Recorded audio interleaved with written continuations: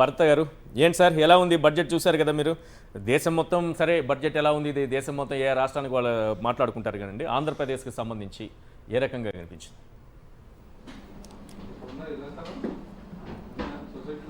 ఒకటి ఈశ్వరన్న మీలో ఉన్న సభ్యులు అందరికీ కూడా నమస్కారం. ఇక్కడ ఫస్ట్ అందరూ బేసిక్ ఒక పాయింట్ మర్చిపోతున్నారండి. ఇప్పుడు ఇవాళ సెంట్రల్ గవర్నమెంట్ మైనారిటీ గవర్నమెంట్ అండి. ఇప్పుడు గతంలో లాగా అబ్సల్యూట్ మెజారిటీ బీజేపీకి ఏం లేదు. కరెక్ట్.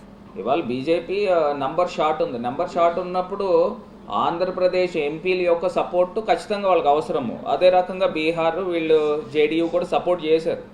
మరి సపోర్ట్ చేసినప్పుడు ఇక్కడ డిమాండ్ చేయాల్సింది పోయి ఇప్పుడు 10 సంవత్సరాలు తర్వాత ఇప్పుడు వీళ్ళు ఏం చెప్తున్నారు, 15,000 కోట్ల రూపాయలు వాళ్ళు గ్రాంట్ అని మెన్షన్ చేయాల అమరావతికి ఫైనాన్షియల్ సపోర్ట్ అన్నారు. ఇక్కడ ఏమని రాశారండి, government of India facilitate special financial support through multi lateral agencies for Amaravati 15,000 crores will be given as an additional 15,000 crores will be arranged అని అన్నారు. అంటే దానికి అర్థం ఏంటంటే is it a grant or అప్ప ఏంటనేది మెన్షన్ చేయకోకుండా ఇప్పుడు అదేం చేస్తారంటే అల్టిమేట్ మేము గ్రాంట్ అని మేము మెన్షన్ చేసామా, ఫైనాన్షియల్ సపోర్ట్ అన్నాము. ఆ financial support it leads to borrowing of money కూడా కావచ్చు కదా, అది కేంద్రమే భరించాలి. Point number 1. రెండోది పోలవరం ప్రాజెక్ట్ కి ఇప్పుడు అట్లా కాదు, నెగటివ్ గా ఆలోచించాలి, పాజిటివ్ గా కూడా ఆలోచిద్దాం. ఒకవేళ కేంద్రమే భరిస్తుంది అది అందులో మెన్షన్ చేయాలి కదండి. ఇప్పుడు అమరావతికి అట్లా కాదు, అమరావతికి మేము 15,000 crores గ్రాంట్ ఇస్తున్నాము అని అంటే క్లియర్ అయిపోయేది కదా. ఇప్పుడు మనం చూసాం రీఆర్గనైజేషన్ యాక్ట్ రాసినప్పుడు ఇఫ్లు షెల్లు బట్లు అని పెట్టి మొత్తం ఇవాళ కాలయాపన చేశారు. ఇవాళ నేను మళ్ళీ మెన్షన్ చేస్తున్నాను, ఆంధ్ర రాష్ట్ర ప్రజలందరూ కూడా కీన్గా గమనించండి.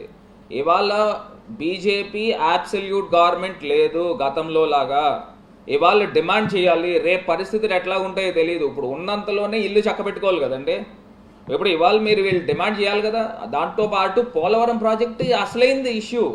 ఇప్పుడు పోలవరం ప్రాజెక్టు గతంలో 1920కి 55,000 కోట్ల రూపాయలు రివైజ్డ్ కాస్ట్ ఎస్టిమేషన్. ఇవాళ బడ్జెట్లో ఖచ్చితంగా 23-24కి రివైజ్డ్ కాస్ట్ ఎస్టిమేషన్ బడ్జెట్ వీళ్ళు తీసుకురావాలి కదండి. 70,000 కోట్లు 80,000 కోట్ల రూపాయలు అవుతుంది. దాన్ని మెన్షన్ చేయాలి కదా ఇప్పుడు ఉన్న బడ్జెట్లో. ఇప్పుడు మైనారిటీ గవర్నమెంట్ ఉన్నప్పుడు ఖచ్చితంగా చేయాలి కదా. ఎందుకు దీని గురించి ప్రస్తావించలేదు? ఇప్పుడు గతంలో 303 ఎంపీలు, ఇవాళ 242 ఎంపీలు బీజేపీకి. మరి అలాంటప్పుడు వీళ్ళు క్వశ్చన్ చేయాలి కదా, ఎందుకు క్వశ్చన్ చేయలేదండి?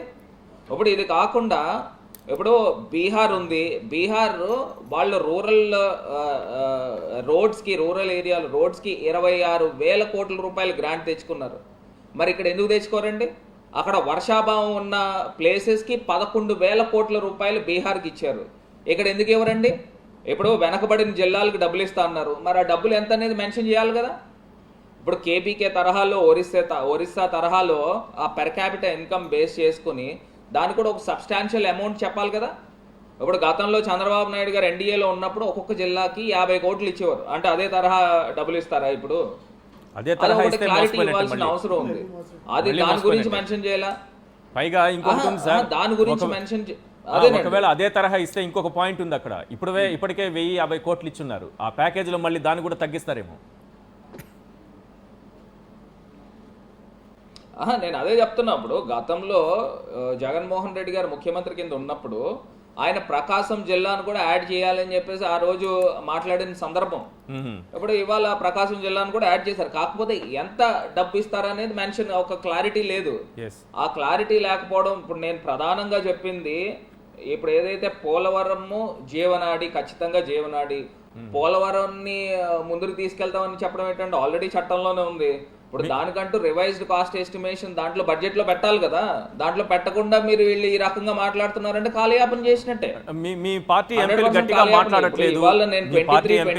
మాట్లాడట్లేదు, అందుకే కేంద్రం పట్టించుకోవట్లేదు. గట్టిగా మాట్లాడితే ఎందుకు రాదు అని అంటున్నారు అంబటి రామకృష్ణ గారు. ఏమండి నేను ఒకటి చెప్తానన్నా, ఆ రోజు ఆల్ పార్టీ మీటింగ్ లో YSR Congress party plus JDU వీళ్ళిద్దరే తమ తమ స్టేట్స్ కి ప్రత్యేక హోదా ఇవ్వాలని ఆల్ పార్టీ మీటింగ్ లో మాట్లాడారు. రాజ్నాథ్ సింగ్ గారు అధ్యక్షతన మా పార్టీ మాట్లాడింది, వైసీపీ మాట్లాడింది. మరి తెలుగుదేశం పార్టీ ఎందుకు డిమాండ్ చేయరండి?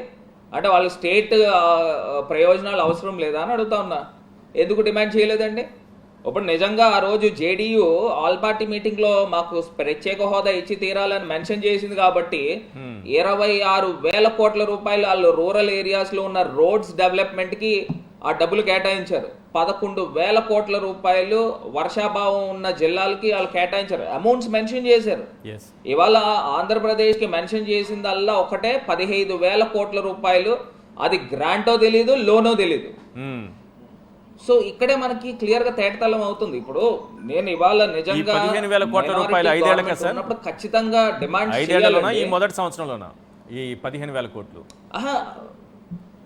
మొదటి సంవత్సరం ఇచ్చినప్పటికీ కూడా వేరే వేరే సంస్థల ద్వారా ఇస్తాము, అది కూడా ఫైనాన్షియల్ సపోర్ట్ అన్నారు. అది మరి అది ఎప్పుడు ఇస్తారో లేదో. ఇప్పుడు బేసిక్ గా ఒక పాయింట్ మర్చిపోతున్నాం. రాష్ట్ర ప్రజలందరూ చంద్రబాబు నాయుడు గారిని నిలదీయాల్సిన అవసరం ఏంటంటే, మొన్నటికి మొన్న ఇది సెల్ఫ్ ఫైనాన్స్ ప్రాజెక్ట్ అని చెప్పారు ఆయన. మరి ఇప్పుడు ఎందుకు అప్పులు తెస్తున్నారు? అదే సంపద సృష్టించుకుంటుంది. అక్కడ అమ్ముకుంటే, భూములు అమ్ముకుంటే నేను అద్భుతంగా 1,00,000 కోట్లతో రాజధాని నిర్మిస్తానన్నారు. ఇప్పుడు 15,000 కోట్ల రూపాయలు గ్రాంట్ అయినా కానీ అప్పు అయినా కానీ ఎందుకు తెస్తున్నట్టు? ఇప్పుడు కేంద్ర ప్రభుత్వం డబ్బులు ఇస్తుంది, దానికి హ్యాపీ అంటే డబ్బులు తీసుకోవడం ఆంధ్ర రాష్ట్ర ప్రభుత్వం తీసుకుంటది. కాకపోతే చంద్రబాబు నాయుడు గారు 6-7 ఏళ్ల క్రితం చెప్పిన మాట, అమరావతికి 2,00,000 కోట్ల రూపాయలు నిర్మాణం చేయడానికి కావాలన్నారు. మరి ఇవాళ 15,000 కోట్ల రూపాయలు తీసుకొచ్చారు, సంతోషమే. కాకపోతే అది గ్రాంట్ కింద మెన్షన్ చేయించుకోండి. ఇప్పుడు ఎవరైతే తెలుగుదేశం ఎంపీలు ఎవరైతే ఉన్నారో అది మేము గ్రాంట్ ఇస్తున్నాం అనేది మెన్షన్ చేయించుకోండి. ఫైనాన్షియల్ సపోర్ట్ అంటే అప్పు అయితే రాష్ట్ర ప్రభుత్వం చెప్పండి. కాదు భరత్ గారు, జేడీయూ ప్లస్ టీడీపీ ఈ రెండు పార్టీల ఫుల్ ఫ్లెడ్జ్డ్ సపోర్ట్ లేకపోతే బీజేపీ లేదు. జేడీయూ చాలా గట్టిగా అడుగుతుంది, మీరే చెప్పారు జేడీయూ వైఎస్ఆర్సీపీని స్పెషల్ స్టేటస్ అది. ఎందుకని చంద్రబాబు నాయుడు అట్లా అడగలేకపోతున్నారు అనేది కూడా ఒక ప్రశ్న. ఏంటా వీక్నెస్? మీరు లేకపోతే ఎన్డీఏ గవర్నమెంటే లేదని చెప్తున్నప్పుడు కూడా ఎందుకని 1,00,000 కోట్ల రూపాయలు అడిగామని చెప్తున్నారు, 15,000 కోట్ల రూపాయలు అప్పిస్తామని చెప్తున్నారు? ఏంటి ఇందులో మతలబ్ ఏంటి అనేది ప్రశ్న. దీనిలో ఒక చిన్న క్లారిఫికేషన్ భరత్ గారు మాట్లాడారు. రేపు పొద్దున్న ఏ బ్యాంక్ అయితే వీళ్ళు అప్రోచ్ అవుతారో, భరత్ గారు ఒక్క నిమిషం, గవర్నమెంట్ అబ్సల్యూట్ గవర్నమెంట్ కాదు, సంకీర్ణ ప్రభుత్వం ఉంది. మరి సంకీర్ణ ప్రభుత్వం ఉన్నప్పుడు డిమాండ్ చేయాలి కదా అంటున్నా. ఈ లేటరల్ ఏజెన్సీస్ ద్వారా ఏ బ్యాంక్ అయితే ఐడెంటిఫై చేశారో ఆ బ్యాంక్కి సంబంధించినటువంటి లోన్ అప్లికేషన్ మీద ఎవరు సైన్ చేస్తారు, గ్యారంటర్ కాలంలో ఎవరు సైన్ చేస్తారు తేలిపోతుంది కదా. ఇక్కడ లోన్ అప్లికేషన్ బారోవరే కదా. ఆంధ్రప్రదేశ్ గవర్నమెంట్ కనుక 15,000 కోట్ల రూపాయలకి వాళ్ళు కనుక సైన్ చేస్తే వాళ్ళు బారోవర్ అవుతారు, వీళ్ళు గ్యారంటర్ అవుతారు. తీర్చాల్సిన బాధ్యత వీళ్ళ మీద ఉంటుంది. సింపుల్. అది ఏపీ గవర్నమెంట్ మీద అంతే కదా, సింపుల్. అది చెప్పండి సార్. కాదు మీరు చెప్పింది బానే ఉంది. ఇవన్నీ స్టేట్ గవర్నమెంట్ బయట పెట్టాలి కదా, స్టేట్ గవర్నమెంట్ చెప్పాలి కదా బయటికి. 15,000 కోట్లు ఏ రూపంలో వచ్చా మనకు తెలుస్తుంది కదా. Grant and it may be a loan అన్నది. సార్ 1,00,000 కోట్ల రూపాయలు అన్నారు అమరావతి నిర్మాణానికి, భూములు అమ్ముతామన్నారు, కేంద్రం ఇస్తుందన్నారు, 40,000 కోట్ల రూపాయలకి ఆల్రెడీ డిపిఆర్లు మేము సిద్ధం చేసి కేంద్రానికి పంపించేసామన్నారు. ఇవన్నీ అయిపోయిన తర్వాత దీనిపైన ఒక వివాదం నెలకొన్నప్పుడు చంద్రబాబు నాయుడు గారు దీనికి రూపాయి కూడా మనం కట్టాల్సిన పని లేదు, మనం చేతిలో నుంచి రూపాయి పెట్టాల్సిన పని లేదు, అది సెల్ఫ్ ఫైనాన్స్ ప్రాజెక్ట్ అన్నారా లేదా రాంబాబు గారు? అన్న తర్వాత ఇప్పుడు 15,000 కోట్ల రూపాయలు అప్పు ఎలా తెస్తారు? రైట్ ఫ్రమ్ ది బిగినింగ్ మొన్న ఎన్నికైన తర్వాత దీనికి 1,00,000 కోట్ల రూపాయలు కావాలని చెప్పారు, కానీ రైట్ ఫ్రమ్ ది బిగినింగ్ ఇది సెల్ఫ్ ఫైనాన్స్ ప్రాజెక్ట్ అనే వాదించారు. ఎప్పుడు జగన్మోహన్ రెడ్డి గారు అసెంబ్లీలో దీనికి 1,00,000 కోట్లు అంటే ఇప్పటికిప్పుడు తేలేము, అంతా తీసుకెళ్లి ఒక చోట మనం పెట్టుబడి పెట్టలేమంటే చంద్రబాబు నాయుడు గారు వెంటనే ఒక వాయిస్ వినిపించారు, ఇది సెల్ఫ్ ఫైనాన్స్ ప్రాజెక్టు, ఇది దానికి అదే నిర్మాణం జరుపుకుంటుంది, ఉన్న భూములు నేను అమ్ముకున్నానంటే ఈజీ కట్టేస్తా 1,00,000 కోట్లతో అన్నారు. సింగపూర్ కంపెనీతో ఎప్పుడైతే ఒప్పందాలు చేసుకున్నారో వాళ్ళే దాన్ని జనరేట్ చేసి ఫండ్స్ జనరేట్ చేసి కట్టినట్టు ఎవరు కూడా ఒక రూపాయి ఇవ్వాల్సిన అవసరం లేదు, మొన్నటిదాకా వాదించారు. Yes. ఎన్నికైనటువంటి వెంటనే డిక్లేర్ చేశారు 1,00,00,000 కోట్ల రూపాయలు మినిమం కావాలి అన్నది. కావాలి సార్. అది ఎవరు కేంద్రం ఇవ్వాలా, రాష్ట్రం పెడుతుందా, లేకపోతే సెల్ఫ్ ఫైనాన్స్? కేంద్రం ఎందుకు ఇస్తుందండి? మొత్తం ఇన్ని రాష్ట్రాల్లో ఏ రాష్ట్రానికి ఇవ్వనటువంటి కేంద్రం ఢిల్లీని తలదాన్ని రాజధాని అన్నారు కదా మీరు కేంద్రం. అప్పుడు రకరకాల మాటలు ఢిల్లీని తలదని చెప్పకపోతే ఇంకేం చెప్తారు అవన్నీ. కానీ సింగపూర్ కన్సల్టెన్సీ క్యాన్సిల్ అయింది కదా. కాదు 15,000 కోట్లు వద్దంటారా ఏంటి మీరు? నేను అప్పెందుకు అంటున్నా, సెల్ఫ్ ఫైనాన్స్ ప్రాజెక్ట్లో అప్పెందుకు అనేది నా సెల్ఫ్ ఫైనాన్స్ ప్రాజెక్ట్ అంటే ఏంటి? ఇక్కడ ఉన్నటువంటి భూముల్ని అమ్ముకొని ఏదైతే మిగులు భూములు ఉన్నాయో దాదాపు 50,000 ఎకరాలు సేకరించి మిగులు భూముల్ని నేను అమ్ముతాను, ఇక్కడ డెవలప్ చేయడం వల్ల అమ్మడం వల్ల ఒక రియల్ ఎస్టేట్ వ్యాపారం చేస్తాను, దాని ద్వారా వచ్చేటటువంటి 1,00,000 కోట్లతో అమరావతి నిర్మాణం జరుగుతుంది అన్నారు. దీనికి ఎవ్వరూ రూపాయి పెట్టాల్సిన పని లేదు అన్నారు. దీనికి సెల్ఫ్ ఫైనాన్స్ ప్రాజెక్ట్ అని ఒక పేరు పెట్టారు. పెట్టిన తర్వాత 15,000 కోట్లు గ్రాంట్ అయితే ఏంటి, లేకపోతే అప్పు అయితే ఏంటి, ఎందుకు తెచ్చిన అంటే ఆ మాట అబద్ధమా కాదా? సరే, గ్రాంట్ కనుక అయితే బడ్జెట్ ఎలకేషన్స్ లోనే ఉంటాయి, ఈ లేటరల్ ఏజెన్సీస్ మాటే రాదు. నేను అనేది ఆ గ్రాంట్ 15,000 కోట్లు కూడా ప్రత్యేక ఆర్థిక సాయం మొత్తం రాష్ట్రానికి ఇస్తే ఇంకా సంతోషం కదా. సెల్ఫ్ ఫైనాన్స్ ప్రాజెక్టుగా బ్రతికేటటువంటి అమరావతికి ఎందుకు అది అంటున్నా. వాళ్ళకి కావాలి అమరావతిని డిక్లేర్ చేయమన్నారు, చేశారు. వాళ్ళు అడిగిన మాటకి ఆక్సిజన్ సప్లై చేస్తున్నారు కాబట్టి వాళ్ళు అన్న మాటని మన్నించారు వీళ్ళు. ఆవిడ తప్పడితే ఇప్పుడు రాష్ట్ర ప్రజలు అడగాల్సింది సెల్ఫ్ ఫైనాన్స్ ప్రాజెక్టు ద్వారానే దాన్ని డెవలప్ చేయాలి, కానీ చంద్రబాబు నాయుడు గారు అప్పు తీసుకురాకూడదు, కేంద్రం నుంచి గ్రాంట్ కూడా తీసుకురాకూడదు. ఎందుకంటే వారే ఓన్గా డెవలప్ చేయాలి. వాళ్ళు చెప్పిన మాట అదే. 1,00,000 కోట్లు దీనిపైన పెట్టుబడి ఎలా పెడతాము, రాష్ట్ర ప్రజలందరూ కట్టేటటువంటి పన్నులన్నీ తీసుకెళ్లి ఒకే ప్రాంతంలో 1,00,000 కోట్లు పెట్టడం సాధ్యం కాదని జగన్మోహన్ రెడ్డి గారు అన్నారు. లేదు ఇది సెల్ఫ్ ఫైనాన్స్ ప్రాజెక్టు అని చంద్రబాబు నాయుడు గారు మాట మార్చారు. ఇప్పుడు మళ్ళీ గ్రాంట్లు తెస్తా, అప్పులు తెస్తా, అవి తెస్తా, ఇవి తెస్తానంటే ఎట్లా? భరత్ గారు ప్లీజ్ రెస్పాండ్ అవ్వండి. ఈశ్వర్ గారు, ఇప్పుడు ప్రధానంగా ఇప్పుడు బడ్జెట్ ప్రజెంట్ చేస్తారండి. ఇప్పుడు సప్లిమెంటరీ డిమాండ్స్ ఫర్ గ్రాంట్ అనేది మళ్ళీ ఫర్దర్ గా పెడతారు. పెట్టిన దాంట్లో ఇప్పుడు తెలుగుదేశం ఎంపీలు ఇప్పుడు ఎలాగా గవర్నమెంట్ లో ఉన్నారు కాబట్టి వీళ్ళు ఇప్పుడు డిమాండ్ చేయాల్సిన అంశం ఏంటంటే పోలవరం ప్రాజెక్ట్ కి అట్లీస్ట్ 2019-20కి క్యాబినెట్ డెసిషన్ ఇచ్చారు. క్యాబినెట్ డెసిషన్ ఇచ్చిన దాంట్లో క్యాబినెట్ డెసిషన్ ఇచ్చారో లేదో కూడా నాకు తెలీదు. పీపీఏ అప్రూవ్ చేశారు. ఏది 55,000 కోట్ల రూపాయలు అప్పుడున్న రాష్ట్ర ప్రభుత్వం జగన్మోహన్ రెడ్డి గారు ఎస్టిమేషన్స్ వేస్తే 48,000 కోట్ల రూపాయలకే దేనికో పీపీఏ ఓకే చేశారు, జలశక్తి మినిస్టర్ ఓకే చేశారు. వీళ్ళు ఇమీడియట్ గా బడ్జెట్ లో 55,000 కోట్ల రూపాయలని అప్రూవ్ చేయించుకోవాలి. అప్రూవ్ చేయించుకుని దాంట్లో బడ్జెట్ అలకేట్ చేయించాలి.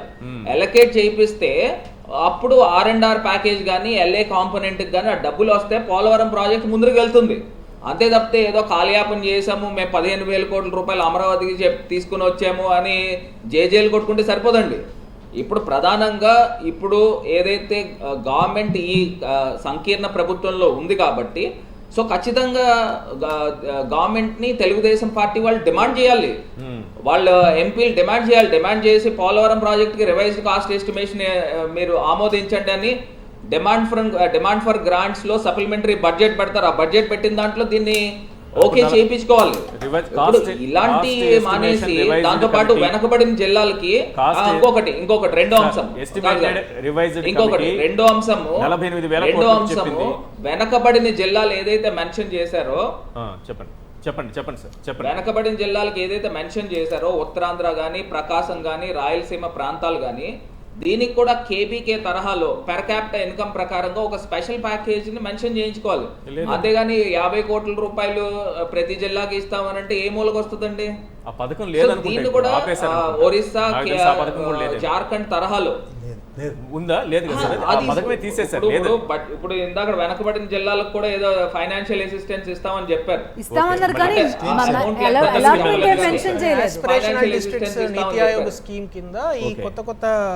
అదే అంటున్నా. దీన్ని కూడా కేబీకే తరహాలో పెర్ క్యాపిటల్ ఇన్కమ్ ప్రకారంగా దీనికి ఒక బడ్జెట్, ఒక ప్యాకేజ్ పెట్టించుకోవాలండి. అవును, దానికి ఒక 25,000 కోట్ల 30,000 కోట్ల రూపాయలు అనేది ఒక ప్యాకేజ్ పెట్టించుకుంటే అప్పుడు నిజంగా ఆంధ్రప్రదేశ్ ప్రజలకి, ఆంధ్రప్రదేశ్ రాష్ట్రానికి న్యాయం చేసినట్టు. 2018లో ఎన్డీఏ నుంచి రాయలసీమకి వెనకబడిన 26,000 కోట్లు ఇచ్చిందానికి ఇప్పుడు కాదు